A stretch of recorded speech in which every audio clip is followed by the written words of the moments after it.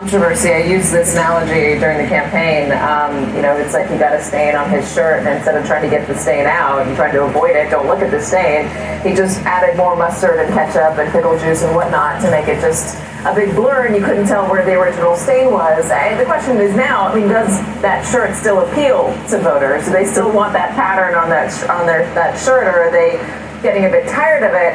That being said, there has been criticism about this particular case being brought and what the DA had to do to go back to bring a case like this. And I think it's worth getting your legal analysis on this, Barbara. This case was from about a payment from 2016 that was paid back in 2018. In order for the statute of limitations to work here, the DA is going to have to say that the time that Donald Trump spent in office in Washington, D.C. doesn't count in order to make the statute of limitations work. They spent 5 years trying to build this case, according to reporting from the New York Times.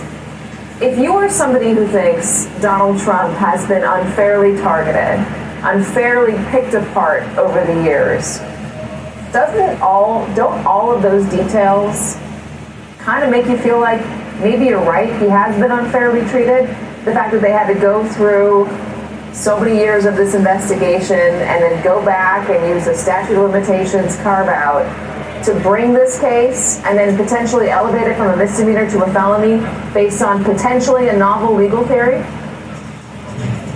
No, because the reason for all of this delay is Trump's own fighting against producing the documents. When you may recall that Cy Vance had to go to the Supreme Court to get a ruling that he was entitled to investigate someone who was a sitting president and to get his financial records. All of those battles extended this delay by years. And so if we were to say and take that position that he is not to be charged in such a situation, then what we'll say is as long as you fight hard enough to delay, you win. You don't get a case charged against you. And that can't be. And so I think the fact that the prosecutors persevered and got these records and were able to put a case together speaks to their responsibility to exercise their jobs and perform their duties with diligence. And it's Donald Trump's own action that's caused the delay in this case.